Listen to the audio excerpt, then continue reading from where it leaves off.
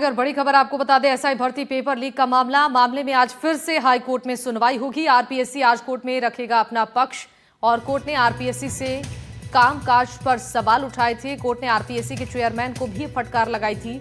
SOG ने अपनी report में आरपीएससी पर कई सवाल उठाए थे। मामले में ईडी और 100 के करीब ट्रेनी एसआई भी पक्षकार बने हैं।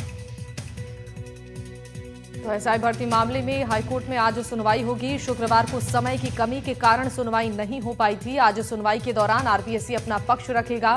दरअसल पिछली सुनवाई के दौरान कोर्ट ने आरपीएससी के कामकाज पर टिप्पणी की थी, जिसमें कोर्ट ने पूछा था कि क्या संस्था मर चुकी है, आरपीएससी का कोई धनी धोरी है या नहीं।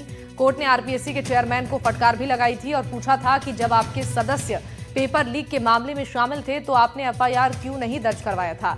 एसओजी ने अपनी रिपोर्ट में आरपीएससी पर कई सवाल उठाए थे। एसओजी ने कहा था कि पहले एक दिन में ये परीक्षा आयोजित होनी थी, बाद में इसे 3 दिन में आयोजित किया गया, जबकि इससे बड़ी परीक्षाएं एक दिन में आयोजित हुई, तो इस परीक्षा को 3 दिन में क्यों कराया गया। सेंटर के चयन में भी पारदर्शिता नहीं बरती गई, न ही परीक्षा केंद्रों पर जैमर, कैमरे और वीडियोग्राफी के इंतजाम किए गए। कई आधिकारिक काम अनौपचारिक रूप से हुए और इसके साथ ही एसओजी ने आरपीएससी पर आरोप लगाया था कि गोपनीयता के नाम पर जांच में सहयोग नहीं किया गया। और इस खबर पर ज्यादा जानकारी देने के लिए हमारे साथ संवाददाता सोमू आनंद जुड़ रहे हैं। सोमू, आज फिर से एसआई भर्ती मामले में सुनवाई होनी है। पिछली सुनवाई के दौरान क्या कुछ निकलकर सामने आया था और आज की सुनवाई को लेकर क्या ताजा अपडेट है? देखिए, आज एसआई भर्ती मामले में हाईकोर्ट में सुनवाई होगी। जस्टिस समीर जैन की एकल पीठ इस मामले की सुनवाई कर रही है। शुक्रवार को समय अभाव के कारण सुनवाई नहीं हुई थी, लिहाजा आज सुनवाई शुरू होगी। क्योंकि उस दिन आरपीएससी का पक्ष सुना जाना था, आज आरपीएससी अपना पक्ष रखेगी। आरपीएससी पर कई तरह के गंभीर आरोप जो है एसओजी की रिपोर्ट में लगे थे, खासतौर पर परीक्षा को 3 दिन तक आयोजित करने, परीक्षा केंद्रों पर एसओपी का पालन नहीं करने और उसके साथ साथ कई ऐसे आधिकारिक काम जो है अनौपचारिक रूप से हुए, इसका भी जिक्र उसमें किया गया था। पिछली सुनवाई के दौरान जस्टिस समीर जैन ने साफ तौर पर आरपीएससी से पूछा था कि जब आपके सदस्य इस पूरे मामले में संलिप्त थे तो आपने एफआईआर क्यों नहीं दर्ज की थी। इसको लेकर काफी तल्ख टिप्पणियां भी कोर्ट ने की थी।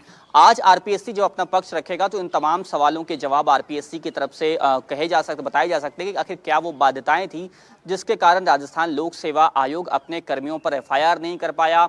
उसके साथ साथ परीक्षा 3 दिन में कराने की जो बात थी वो क्यों हुई, क्योंकि 7 लाख के करीब जो अभ्यर्थी थे वो उस पर शामिल होने थे, लेकिन 22 लाख संख्या वाले अभ्यर्थी भी जो एक दिन में उनकी परीक्षा होती है। तो जाहिर तौर पर कई सारे सवाल हैं जिस पर आरपीएससी आज अपना स्पष्टीकरण दे सकता है। याचिकाकर्ता लगातार इस बात की मांग कर रहे हैं कि इस भर्ती में जिस पैमाने पर गड़बड़ियां हुई हैं, पेपर लीक हुआ है, डमी कैंडिडेट बैठे हैं, आरपीएससी के सदस्यों की जिस पे जिम्मेदारी थी कि पारदर्शी तरीके से परीक्षा करवाई जाए, उनके सदस्यों की भूमिका इस पेपर लीक जैसे कांड में रही है, लिहाजा ये परीक्षा रद्द होनी चाहिए। साथ ही साथ सरकार का यह तर्क है कि हम अभी जांच पूरी करना चाहते हैं, क्योंकि आरपीएससी के सदस्य इसमें संलिप्त पाए गए हैं, इसलिए हमें यह जानना जरूरी है कि आखिर इसके तार कहां तक फैले हुए हैं। तो तमाम तरीके से अपनी अपनी तरफ से दलीलें दी जा रही हैं। अब देखना है कि कोर्ट इस मामले में आगे क्या कुछ रुख अपनाता है।